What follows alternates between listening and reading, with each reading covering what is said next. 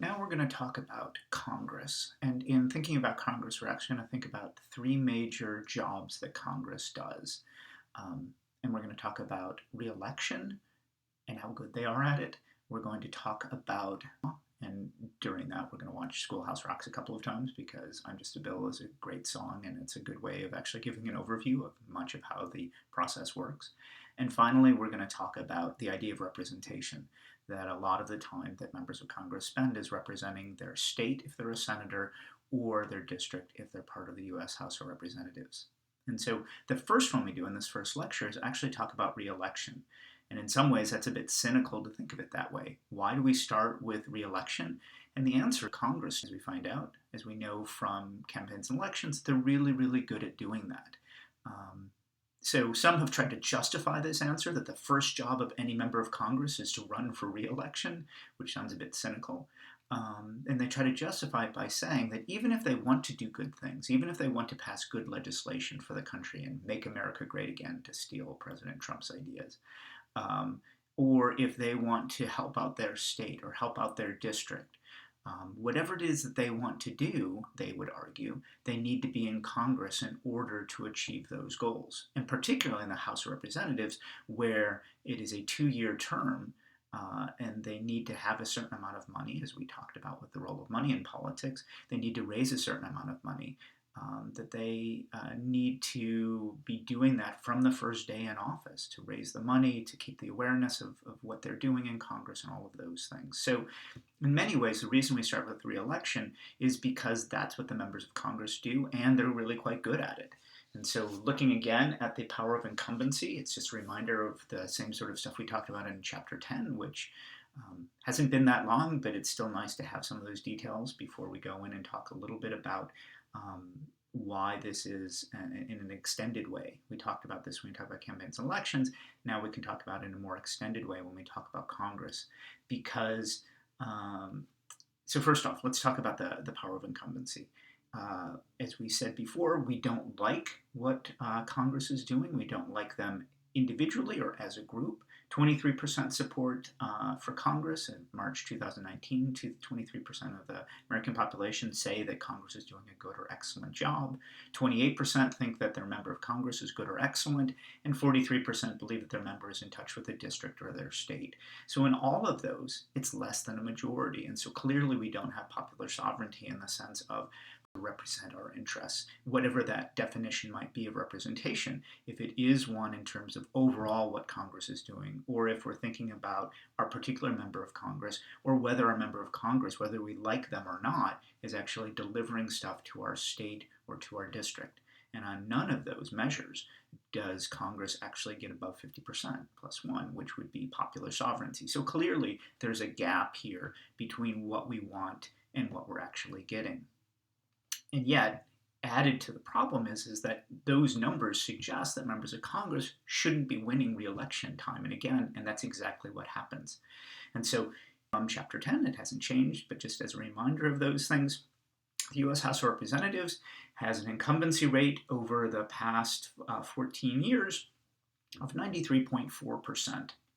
That means that 93.4% of the incumbents who are running for office in the House of Representatives get reelected. The U.S. Senate is a little more competitive, and the average over that same time period is 88.3%.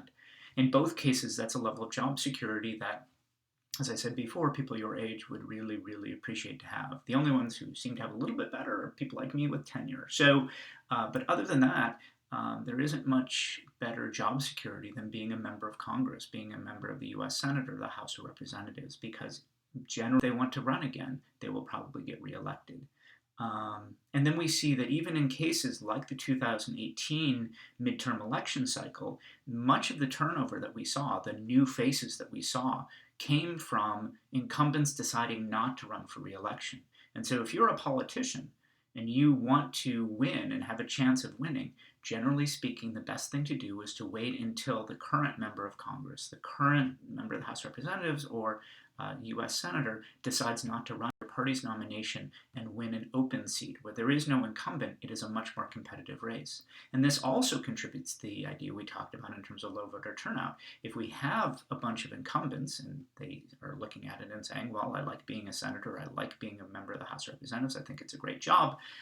If we have a lot of incumbents running, that might also dampen down the amount of voter participation we see, because it is clear that even if people are unhappy with their particular member, the work that member is doing, the overall job of Congress, people tend to think that it's unlikely that their incumbent will get defeated at any point.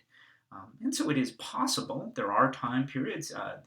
You look back in a couple of the years where the incumbency rate was down to 80%, but even then, that's 4 out of 5 of those who are running for re-election get re-elected. And so there's not a lot of turnover that comes from incumbents being defeated. Instead, it comes from an open seat, and that's where you get new people coming in. And that's actually a precursor and a predictor of what the election might look like. And so going into 2020, as we get closer to that election, starting even in the fall, but starting early next year, we can start to see whether or not incumbents are deciding to run for re-election, and which ones are they? And those who aren't, which party are they coming from? That might be an indication, perhaps, that things might be not going as well. For example, in 2018, even in the winter months in January and February of 2018, you saw a number of Republicans announce that they wouldn't be running for re-election. And that was a sign that 2018 was perhaps going to be pretty bad for Republicans. And in the end, it turned out that way. So for those keeping score at home, that might be something to look at going into the 2020 election.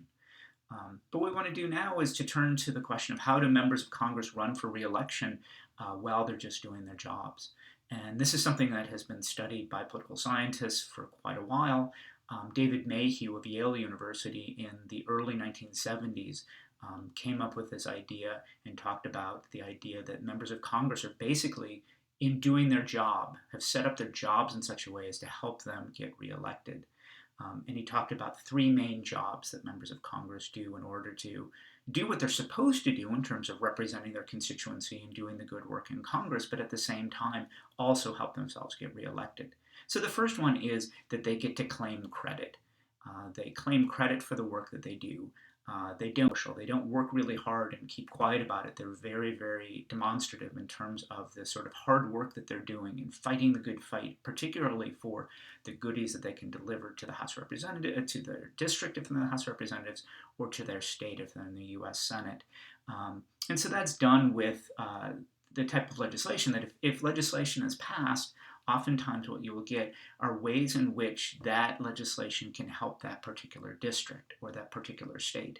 And that's been called pork barrel legislation from the 19th century. It has something to do with pork being in barrels.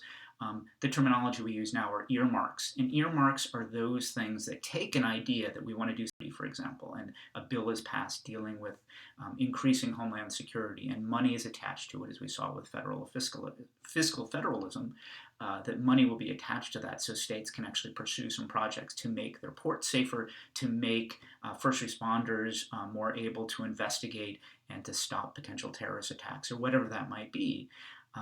And so the larger goal of Homeland Security is then earmarked in particular districts and states with particular benefit that district and that state. And so the members of Congress make it clear that there are ways in which this bill will not simply help the country, but to help their constituents very specifically.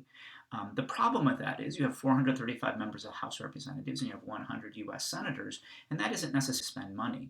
That it isn't entirely clear why Casper, Wyoming, for example, needs to have a considerable amount of money for Homeland Security that most terrorists even know or would ever attack or even think about. And yet a lot of legislation that goes through will include money for Casper, Wyoming, because the 2 senators from the great state, 1 representative from Wyoming, they have such a low population that they get only 1 representative in the House of Representatives, will make sure that even though there isn't an obvious reason why Wyoming would need this money, that there is money available even for Wyoming. And that makes sure that their representatives will vote for the bill. And so what that leads to is a lot of spending on things that you don't necessarily need to have spending on. And that could lead to an increase in the deficits that are accumulating and the debt that we have as a country.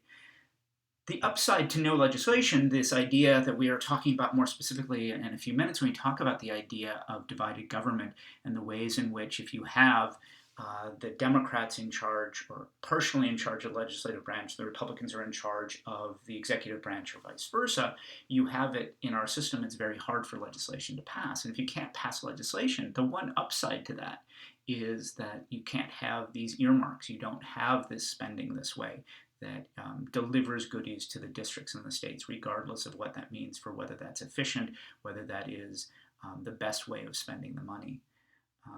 But clearly, this is a way to claim credit, because then the members of Congress, once they run for re-election, will point out all of this work that they're doing and all of the money that is delivered, particularly with transportation and highway improvement funds and things like that, that these are things that the members of Congress will go to when the project starts. They will have signs pointing out, this is because of the hard work that I've done, and then hoping that people, when they go to the ballot box, will continue to support them for those sort of things. The second thing that members of Congress do is they perform services. In fact, 2/3 of the staff's time are devoted to the constituency service, dealing with concerns that people have about maybe the IRS, or maybe concerns about that they would like to have their son or daughter go to a service academy, and it would be helpful to have a letter of support from a member of Congress. I was the internship director for the Department of Political Science for about a decade, and many people would do internships for members of Congress, and a lot of their job was spending time dealing with those sort of concerns and those sort of questions that people will often contact their member of Congress, not simply to complain about possible legislation, but to find out how to negotiate the complicated bureaucracy that is often there. And so a lot of time is spent that way. And so even if you may disagree with the political policies that the member of Congress taken on certain positions, you may have had a positive experience with his or her office, and then are more likely to vote for him or her at the ballot box. Or even if you don't vote for them, you might leave it blank. You won't vote for their challenger because you don't want to be mean to the person who helped you, even though it's a secret ballot and they wouldn't know that. The final thing is, again, generating publicity, this idea that the members of Congress aren't quiet about the work that they do. We've already experienced it once. We talked about it. We can talk a little bit about it now, is the idea that Benjamin Franklin, when he was the first Postmaster General of the United States, said, and that's where you get the word franking privilege, it comes from his name Franklin, said that members of Congress need to be able to be in contact with their constituents. They need to be able to say what they're doing, because how else can we hold them accountable if we don't know what we're doing? We've talked about that when we talked about how the media might not be doing the job that it should, or interest groups are providing information in that is not completely unbiased way. And we talk about this, that we the people need to be able to understand what our members of Congress are doing before we can actually have an intelligent vote that we do when we go to the ballot box.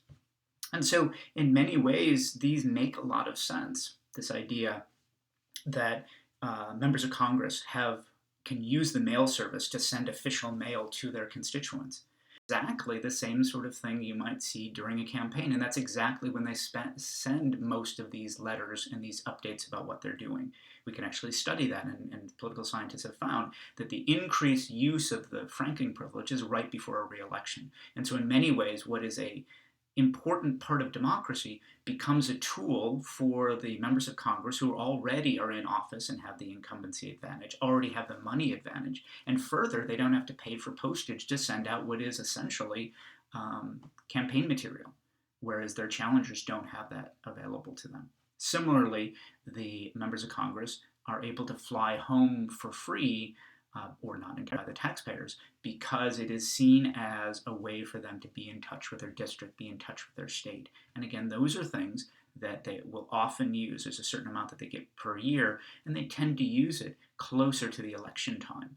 And you'll see when they use it and how they use it as an indication that what is an efficient idea of democracy can also be used in a partisan way, in a political way, to make sure that they get themselves reelected. And so all three of these, claiming credit, performing services, and generating publicity, kind of work together as a way to make sure that when members of Congress are doing their jobs, in terms of representing us, in terms of passing legislation, they're also running for reelection.